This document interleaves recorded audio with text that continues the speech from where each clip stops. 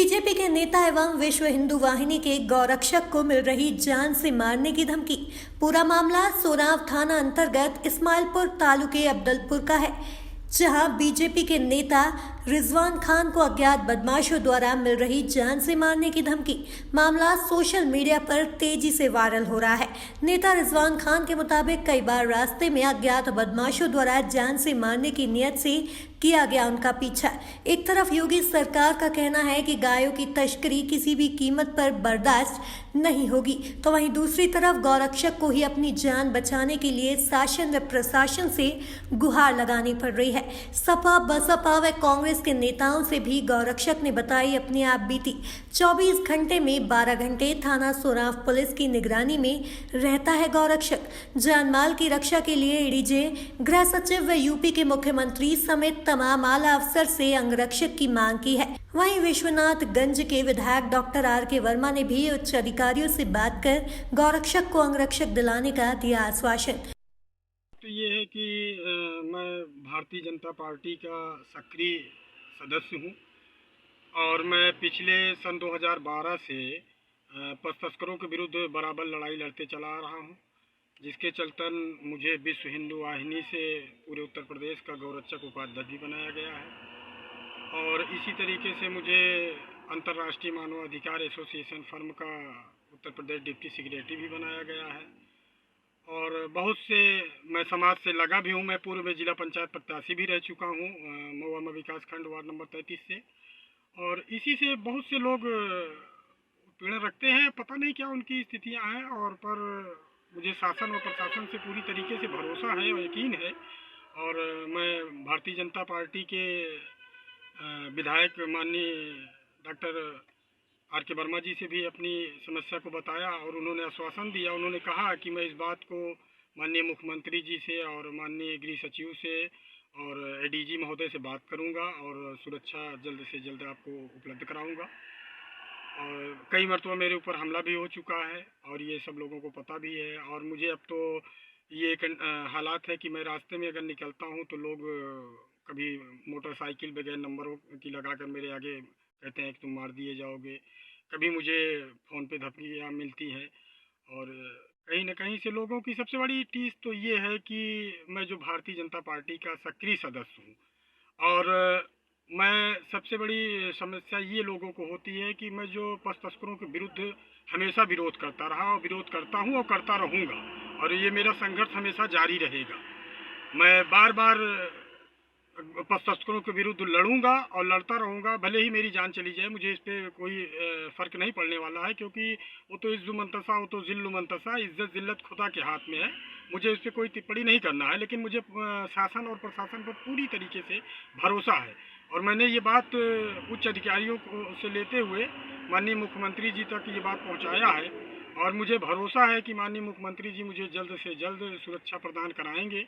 और मैं इसके साथ आए हुए हमारे तमाम पत्रकार बंधु और तमाम टीवी चैनल के सम्मानित साथी, मैं आपका बार बार तहे दिल से खैर मकदम करता हूँ, शुक्रिया अदा करता हूँ कि आप लोगों ने मेरे दर्द को अपना दर्द समझा, मेरी परेशानियों को अपनी परेशानियाँ समझा और मेरी बातों को आगे पहुँचाने का काम किया। मैं आपका और सभी पत्रकार बंधुओं का मैं तहे दिल से शुक्रिया अदा करता हूँ और मैं आपका खैर मकदम करता हूँ कि मेरे दर्द को आपने अपना दर्द समझा। नहीं, देखिए, सबसे बड़ी समस्या ये है कि मैं सन 2012 में मुझे आज भी वो दिन याद है। सन 2012 में मेरे ही गांव में इस्माइलपुर तालुके अब्दालपुर में और भरे पटेल समुदाय के बीच में इस बात की जीती जागती आज भी सबूत है मेरे पास। भरे पटेलों के समुदाय के बीच में कुछ दबंग और शेरे पुस्त और गुंडे किस्म के लोग जो पशु तस्करों की ज़बरदस्त तस्करी करते थे, पूरी ट्रकें लेके आए। और उसमें उस वक्त प्रशासन के भी लोग थे, क्योंकि सपा और बसपा का सत्ता शासन था, इसलिए मेरी कहीं सुनी नहीं जा रही थी। उस वक्त भी आए और उन्हीं पटेलों के बीच में इन लोगों ने अपना ज़बरदस्त गाड़ियों से जानवरों को लादने का प्रयास किया, लेकिन मैं बार बार विरोध किया। मैं उन्हीं पटेलों के बीच में प्रताड़ित हुआ, मारा गया, पीटा गया और सारे पटेल समुदाय के लोग प्रशासन को देखकर डर गए और किसी ने आवाज़ नहीं उठाया। लेकिन मेरे अंदर की जो पीड़ा थी, मेरे अंदर का जो दर्द था, मैंने उस दर्द को बाहर तक ले गया और आवाम तक पहुंचाया और शासन से मैंने बराबर लड़ाई लड़ा, जिसकी जांच एडिशनल एसपी कोसाम्बी द्वारा की गई और उसमें निर्दोषी पाए गए। और मेरे ही प्रार्थना पत्र पर एसटीएफ कानपुर को जांच मिली। श्री अनिल कुमार सिंह एसटीएफ प्रभारी कानपुर द्वारा जांच की गई। मामले की घटना को सत्य पाया गया, जिसमें संबंधित थाना सोराव में मुझे आज भी वो दिन याद है कि एक मुकदमा अपराध संख्या 161/13, 162/13, 163/13 पंजीकृत कराया गया, जिसमें कुल 26 पुलिसकर्मी ही लिप्त पाए गए थे। और मैं उस लड़ाई को लड़ता रहा। बार बार मुझे प्रताड़ित किया गया कि यदि अगर तुम अपनी आवाज़ को बंद नहीं किए जाओगे तो मार दिए जाओगे। मुझे कई मरतबा मेरे साथ लूट हुई और मुझे मारा गया, मुझे पीटा गया, और जिसका मैंने समाचार पत्रों में कई मरतबा उजागर किया और सारे पेपरों की कटिंग भी मेरे पास है। लेकिन उस वक्त हालात ऐसे थे कि सपा और बसपा की सरकार थी, मेरी एक नहीं सुनी जा रही थी। लेकिन मेरा सौभाग्य रहा, मैं अपने आप को खुशनसीब समझता हूँ कि जिस दिन से मैंने भारतीय जनता पार्टी के कार्यकाल को देखा उत्तर प्रदेश और हिंदुस्तान की सरजमी पर, और उस दिन से मेरे दिल में एक अलग सा दर्द उठा और एक अलग सी उमंग उठी और मैं अपनी लड़ाई को बराबर लड़ाई लड़ता रहा।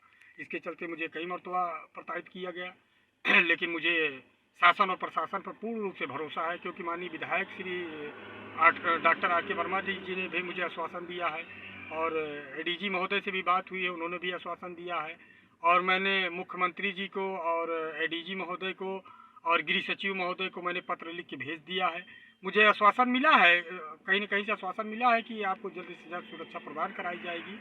अब शासन की भी कुछ जिम्मेदारियां हैं, कुछ मजबूरियां हैं कि कुछ चीज़ें होती है कि फ़ौरन तत्काल नहीं किया जा सकता। अब देखते हैं शासन कब तक मुझे सुरक्षा प्रदान कराएगी। मैं इसके लिए शासन का, प्रशासन का और सबसे ज़्यादा भारतीय जनता पार्टी का मैं शुक्रगुजार हूँ और मुझे फ़ख्र है ऐसी सरकार पर, ऐसे शासन पर कि जो कम से कम मेरे दर्द को, मेरी पीड़ा को समझ रहे हैं। और इसी के चलते मैं आए हुए तमाम पत्रकार बंधुओं का मैं खैर मकदम करता हूँ, तहे दिल से शुक्रिया अदा करता हूँ। धन्यवाद, शुक्रिया। 99 इंडिया न्यूज़ प्रयागराज से डिस्ट्रिक्ट ब्यूरो गुड्डा भाई की रिपोर्ट।